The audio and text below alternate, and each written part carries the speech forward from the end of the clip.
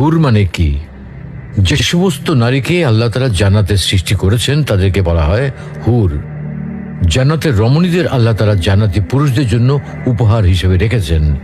আল্লাহ তাআলা তাদেরকে জান্নাত প্রাপ্ত পুরুষদের সাথে বিয়ে দেবেন, ফলে তারা স্বামী স্ত্রী হিসেবে চিরকালের জন্য জান্নাতে বসবাস করতে থাকবে।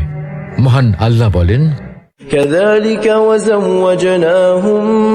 بحور عين। আর আমি তাদেরকে বড় চোখ বিশিষ্ট হুরদের সাথে বিয়ে দেব।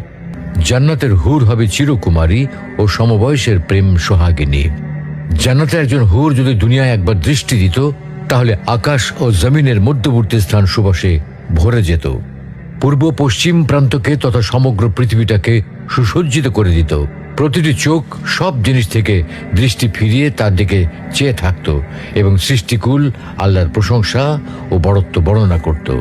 জান্নাতি পুরুষেরা যখনই তাদের